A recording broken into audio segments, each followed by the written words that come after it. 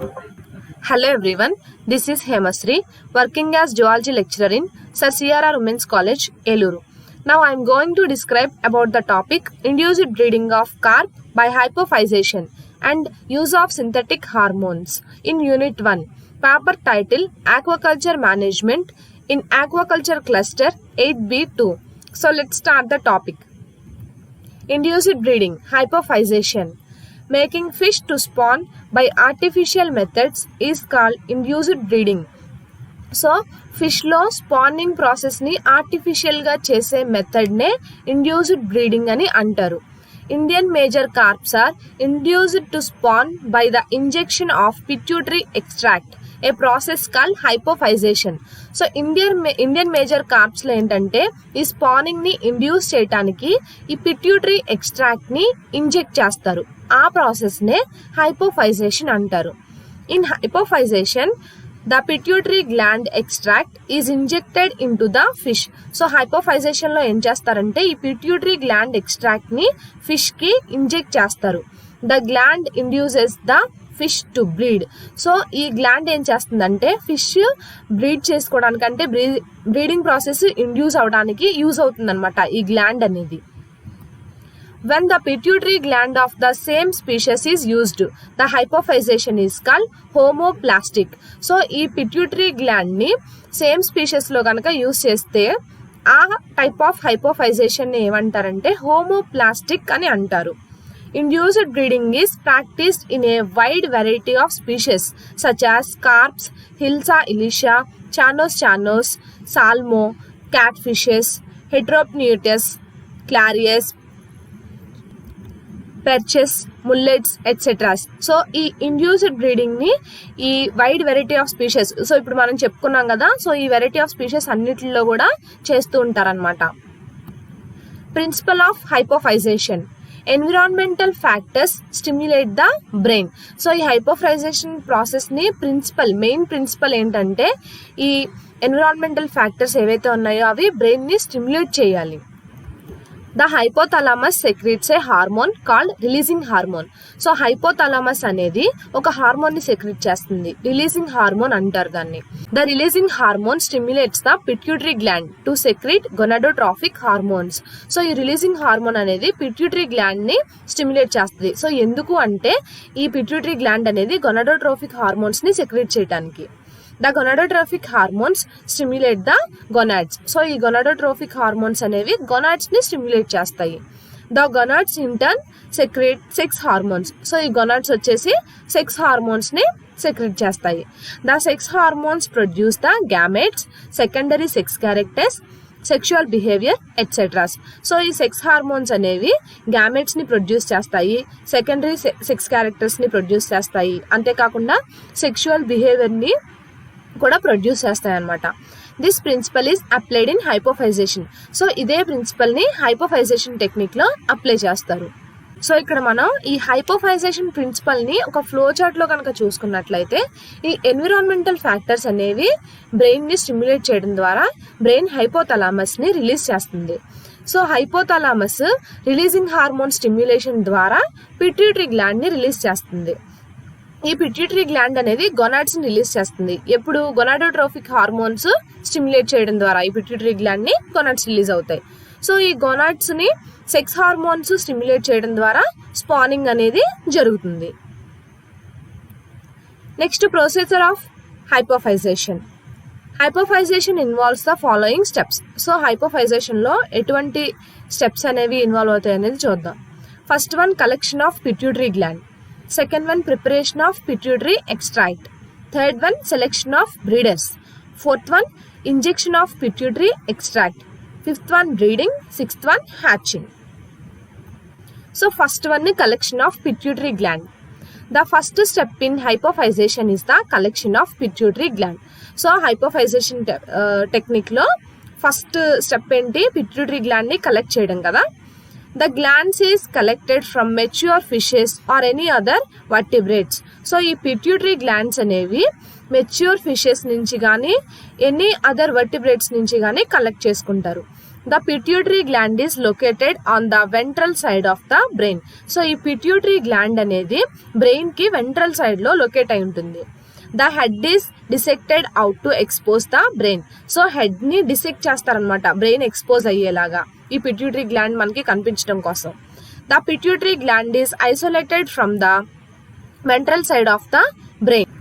ఈ pituitary gland అనేది brain కి వెంట్రల్ సైడ్ లో ఐసోలేట్ అయి ఉంటుంది అనమాట. The pituitary glands are stored in alcohol. So pituitary glands ని ఎక్స్ట్రాక్ట్ చేసుకున్న తర్వాత వాటిని ఆల్కహాల్ లో స్టోర్ చేస్తారు. So fish brain showing pituitary gland. So ఇక్కడ మనం పిక్చర్ లో చూసుకున్నట్లయితే ఫిష్ బ్రెయిన్ నుంచి పిట్యూటరీ గ్లాండ్ ఎలా తీస్తారు అనేది మనం చూడొచ్చు. సో ఇక్కడ బ్రెయిన్ రీజియన్ లో పిట్యూటరీ గ్లాండ్ అనేది లొకేట్ అయి ఉంటుంది అనమాట. ఓకేనా. సో నెక్స్ట్ సెకండ్ వన్ వచ్చేసి preparation of pituitary extract. The glands are macerated in a tissue homogenizer with a little distilled water. So ఈ గ్లాండ్స్ ని తీసుకొని కొంచెం డిస్టిల్డ్ వాటర్ యాడ్ చేసి టిష్యూ హోమోజనైజర్ లో నానబెడతారనమాట. మ్యాసిరేషన్ అంటే నానబెట్టడం అనమాట. The homogenate is diluted with distilled water. So ఈ హోమోజనేట్ ని డిస్టిల్డ్ వాటర్ తో డైల్యూట్ చేస్తారు. The preparation is centrifuged at about 1000 RPM for 5 minutes. So ఈ ప్రిపరేషన్ ని 1000 RPM దగ్గర 5 minutes వరకు సెంట్రిఫ్యూగేట్ చేస్తారు. The supernatant is the pituitary extract. So ఈ సెంట్రిఫికేషన్ ప్రాసెస్ చేసిన తర్వాత వచ్చిన సూపర్నటెంట్ ఏదైతే ఉంటుందో దాన్నే పిట్యూటరీ ఎక్స్ట్రాక్ట్ అని అంటారు. It is preserved in glycol. So దీన్ని తీసుకొని గ్లైకాల్ లో ప్రిజర్వ్ చేస్తారు. సో థర్డ్ స్టెప్ వచ్చేసి selection of breeders. Mature males and females are selected and stocked for hypophysation. So hypophysation process కోసం మెచ్యూర్ మేల్స్ ని females ని సెలెక్ట్ చేసుకొని stock చేసుకొని ఉంచుకుంటారనమాట. 2 males and 1 female form 1 unit for hypophysation. So ఈ hypophysation process కోసం 2 males ఒక female అవసరం అవుతాయి అనమాట. నెక్స్ట్ ఫోర్త్ స్టెప్ వచ్చేసి injection of pituitary extract. The selected males and females are kept on a table on a cotton cushion. So మనం select చేసుకున్న males ని ఫిమేల్స్ ని తీసుకొని ఒక టేబుల్ మీద కాటన్ కుషన్ అంటే మొక్మల్ క్లాత్ లా ఉంటది కదా, సో అలా కాటన్ కుషన్ ఒకటి ఏర్పాటు చేసుకొని దాని మీద టేబుల్ మీద పెడతారనమాట. The extract is injected intramuscularly at the base of the pectoral fin or pelvic fin or caudal fin. So ఈ ఎక్స్ట్రాక్ట్ ని ఎలా ఇంజెక్ట్ చేస్తారు? ఇంట్రామస్కులర్ రీజియన్ దగ్గర బేస్ ఆఫ్ అంటే pectoral fin, pelvic fin, caudal fin ఉంటాయి కదా, so ఆ fins దగ్గర బేస్ రీజియన్ లో ఇంజెక్ట్ చేస్తారనమాట. About 0.3 to 2 ml of extract is given for breeders weighing up to 10 kgs. So ఇక్కడ 10 kg వెయిట్ ఉన్న బ్రీడర్స్ కి 0.3 ml నుంచి 2 ml వరకు ఎక్స్ట్రాక్ట్ ని ఇంజెక్ట్ చేస్తారనమాట. The female is given 2 doses, namely a preparatory dose and a resolving dose. So female కి వచ్చేసి 2 doses ఇస్తారు. సో ఏంటవి? ప్రిపరేటరీ డోస్ ఒకటి, రిజాల్వింగ్ డోస్ ఒకటి. About 4 hours interval is given between the 2 doses. So 2 doses ఇస్తారని చెప్పుకున్నాం కదా, ఆ 2 doses కి మధ్యలో గ్యాప్ వచ్చేసి 4 hours ఉంటుంది. The male is given only 1 dose. So male కి మాత్రం ఒక్క డోస్ మాత్రం ఇస్తారు. Injection of pituitary extract. So ఇక్కడ ఫిష్ కి పిట్యూటరీ ఎక్స్ట్రాక్ట్ ని ఇంజెక్ట్ చేసే పిక్చర్ ని మనం చూడొచ్చు అనమాట. ఈ ఫిన్స్ దగ్గర ఇస్తున్నారు కదా, సో అలా అనమాట. నెక్స్ట్ 5th స్టెప్ వచ్చేసి breeding. After injection of the pituitary extract the breeders are introduced into a breeding hapa. So pituitary extract ని బ్రీడర్స్ కి ఇంజెక్ట్ చేసిన తర్వాత వాటిని బ్రీడింగ్ హ్యాపాలోకి ఇంట్రడ్యూస్ చేస్తారు. The breeding hapa is rectangular mosquito net cloth enclosure. So ఈ breeding hapas ఎలా ఉంటే రెక్టాంగులర్ గా ఉంటాయి అనమాట. సో అవి మస్కిటో నెట్ క్లాత్స్ తో ఎన్క్లోజ్ అయి ఉంటాయి. It is suspended in A pond water with the help of 4 casuarina poles. So ఈ బ్రీడింగ్ హ్యాపాస్ అనేవి పాండ్ వాటర్స్ లో ఉంటాయి అనమాట. సో అవి కాసరేనియా పోల్స్ అంటే కర్రలతో పోల్స్ లాగా కడతారనమాట, 4 రెక్టాంగులర్ గా ఉండేలాగా ఈ బ్రీడింగ్ పాండ్ అనేది. Running water similar to river conditions is maintained in the hapa. So ఆ హ్యాపాలో బ్రీడింగ్ హ్యాపాస్ ఉన్నాయి కదా, సో దాంట్లో రివర్ కండిషన్స్ అంటే రన్నింగ్ వాటర్ రివర్ కండిషన్స్ ఎలా అయితే ఉంటాయో సో ఆ బ్రీడింగ్ హ్యాపాలో కూడా అలాంటి వాటర్ కండిషన్ ఉండేలాగా మెయింటైన్ చేసుకుంటారు. The breeders mate in the hapa. So ఈ బ్రీడర్స్ ఆ హ్యాపాలో మేటింగ్ చేసుకుంటాయి. They breed in 6 hours. So ఆ బ్రీడింగ్ అనేది 6 hours లో జరుగుతుంది. సో ఇక్కడ మనం బ్రీడింగ్ హ్యాపాస్ చూడొచ్చు. సో కట్టారు కదా, కాస్రేనియా పోల్స్ అనుకున్నాం కదా, సో ఇలా 4 sides లో కనిపిస్తున్నాయి కదా పోల్స్ అనేవి, వాటినే కాస్రేనియా పోల్స్ అని అంటారు అనమాట. ఓకేనా. నెక్స్ట్ 6th స్టెప్ వచ్చేసి hatching. In 10 hours the eggs are fertilised. The fertilised eggs are transferred into a hatching hapa. So breeding జరిగిన తర్వాత 10 hours లో అవి ఎగ్స్ రిలీజ్ చేస్తాయి కదా, ఈ ఎగ్స్ స్పర్మ్స్ ఆ వాటర్లో రిలీజ్ అవుతాయి కదా మేటింగ్ జరిగిన తర్వాత. సో అప్పుడు 10 hours లోపల ఈ ఎగ్స్ అనేవి కూడా ఫెర్టిలైజ్ అవుతాయి. ద ఫెర్టిలైజ్డ్ ఎగ్స్ అనేవి హ్యాచింగ్ హ్యాపాలోకి ట్రాన్స్ఫర్ చేస్తారు ఈ ఎగ్స్ ఫెర్టిలైజ్ అయిన తర్వాత. The hatching hapa is made up of 2 rectangular mosquito nets. So ఈ హ్యాచింగ్ హ్యాపా అనేది 2 rectangular మస్కిటో నెట్స్ తో తయారై ఉంటుంది అనమాట. It is suspended in water. So ఇది వాటర్ లో సస్పెండ్ అవుతూ ఉంటుంది. The hatching hapa consist of an inner hapa and an outer hapa. So ఈ హ్యాచింగ్ హ్యాపాలో ఏముంటాయి, ఇన్నర్ హ్యాపాను అవుటర్ హ్యాపాతో కన్సిస్ట్ అయ్యి ఉంటుంది అనమాట. The eggs are hatched in the inner hapa. So eggs అనేవి ఇన్నర్ హ్యాపాలో హ్యాచ్ అవుతాయి అనమాట. The hatchlings wriggle out through meshes of the inner hapa and reach the outer hapa. So ఈ hatch అయిన హ్యాచ్లింగ్స్ ఏవైతే ఉన్నాయో అవి ఇన్నర్ హ్యాపాకి ఉన్న మెషెస్ ద్వారా బయటకు వచ్చేసి అవుటర్ హ్యాపాలోకి వెళ్ళిపోతాయి అనమాట.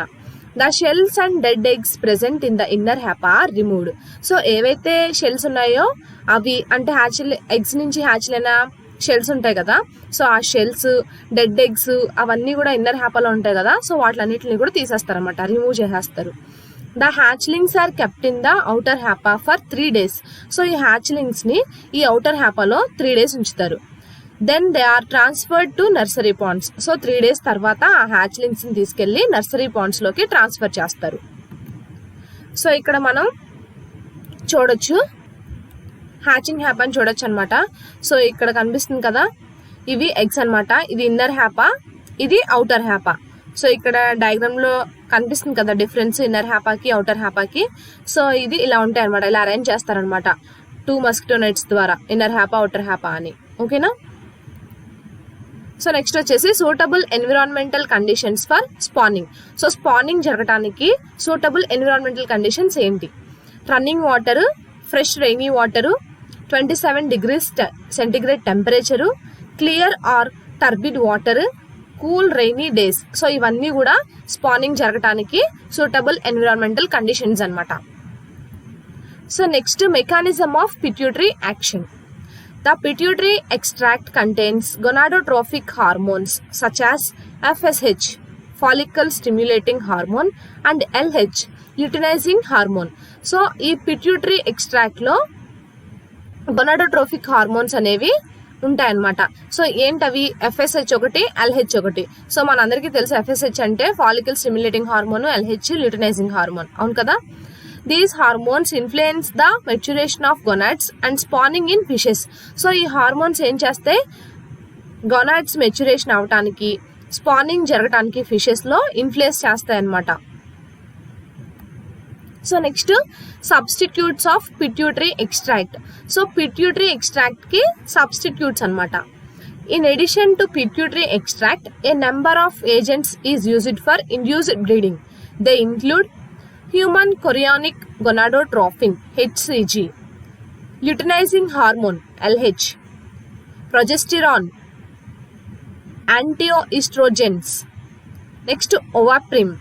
సో పిట్యూటరీ ఎక్స్ట్రాక్ట్ మాత్రమే కాకుండా ఎడిషన్ గా ఇండ్యూస్డ్ బ్రీడింగ్ కోసం వాడే సబ్స్టిట్యూట్స్ ఏంటంటే ఈ HCG, LH, progesterone, anti oestrogens, Ovaprim అనే వాటిని కూడా యూజ్ చేస్తారనమాట ఇండ్యూస్డ్ బ్రీడింగ్ కోసం. So Ovaprim is a drug used as a substitute for pituitary extract in induced breeding. So ఈ ఓవాప్రిమ్ అనేది ఒక డ్రగ్ అనమాట, అంటే పిట్యూటరీ ఎక్స్ట్రాక్ట్ కి బదులుగా వాడే ఒక డ్రగ్ ఇండ్యూస్డ్ బ్రీడింగ్ లో యూజ్ చేస్తారనమాట దీన్ని. Ovaprim is a commercial name and is synthesized by companies. So ఈ Ovaprim అనేది ఒక కమర్షియల్ నేమ్ అనమాట. సో దీన్ని కంపెనీస్ తయారు చేస్తూ ఉంటాయి, సింథసిస్ చేస్తాయి అనమాట. It is made up of two components, namely a synthetic gonadotropin releasing hormone and a drug called domperidone. So ఈ Ovaprim అనేది 2 కాంపోనెంట్స్తో మేడ్ అయి ఉంటుంది. సో ఏంటవి? గొనాడోట్రోపిన్ రిలీజింగ్ హార్మోన్ ఒకటి, ఇంకొక డ్రగ్ ఏంటంటే domperidone. This hormone stimulates the sex organs of the fish. So ఈ hormone ఏం చేస్తుంది? ఫిష్లో సెక్స్ ఆర్గాన్స్ని స్టిమ్యులేట్ చేస్తుంది. But the drug inhibits the action of dopamine, a substance produced by the fish that inhibits ovulation. So ఇక్కడ ఏం జరుగుతుందంటే ఈ Ovaprim అనేది డోపమైన్ యాక్షన్ని ఇన్హిబిట్ చేస్తుంది.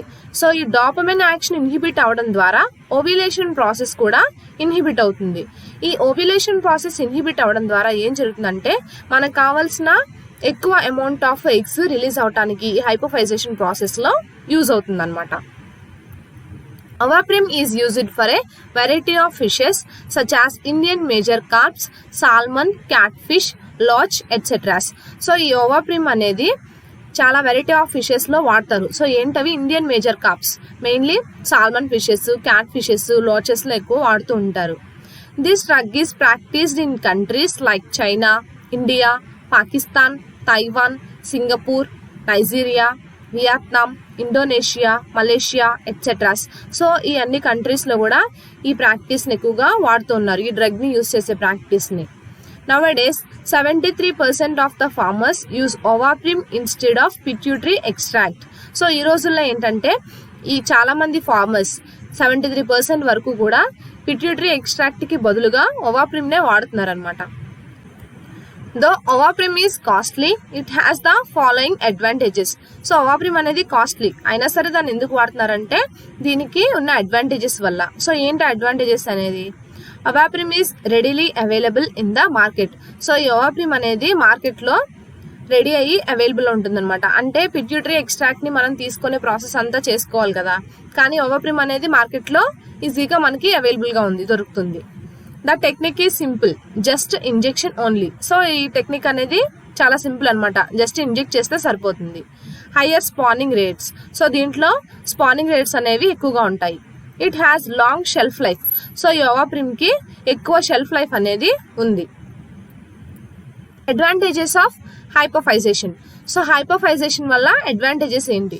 Pure seeds can be obtained. Seeds are available in large numbers.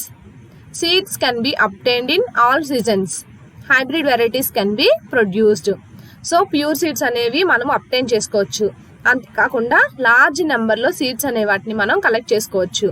ఇంకా సీడ్స్ని మనం ఏ సీజన్లో కావాలన్నా సరే కూడా అబ్టైన్ చేసుకోవచ్చు. అంతేకాకుండా మనం హైబ్రిడ్ వెరైటీస్ని కూడా ప్రొడ్యూస్ చేసుకోవచ్చు అనమాట ఈ హైపోఫైజేషన్ ప్రాసెస్ వల్ల.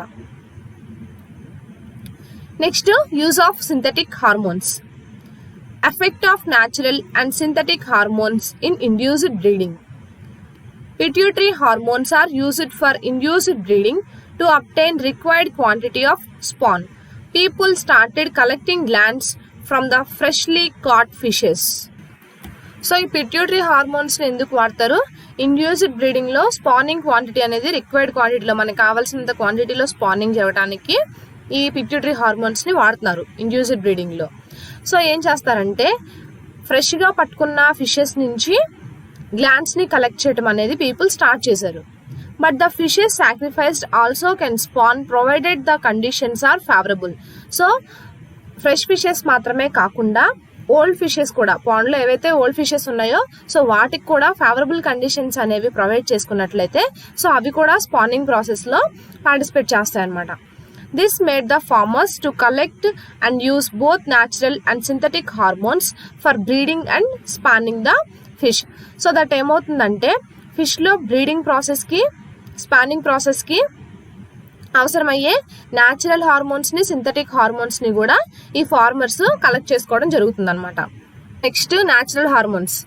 Breeding can be stimulated in fishes like Perca వియాటస్, Carassius auratus, Heteropneustes fossilis, Clarias batrachus, Cirrhinus mrigala, Cyprinus carpio, and fundulus by injecting human chorionic gonadotrophins, which resembles luteinizing hormones in fishes. So fishes లో resemble అయ్యే ఈ luteinizing hormones ఏం resemble చేస్తుంది? ఏ hormone అది? Human chorionic gonadotrophins. So ఇది ఈ fishes లో ఇంజెక్ట్ చేయటం ద్వారా ఈ ఫిషెస్ లో బ్రీడింగ్ అనేది స్టిమ్యులేట్ అవుతుంది అనమాట. సో ఈ టైప్ ఆఫ్ ఫిషెస్ అన్నిటిలో కూడా న్యాచురల్ హార్మోన్స్ ని వాడతారు బ్రీడింగ్ ప్రాసెస్ ని స్టిమ్యులేట్ చేయడానికి.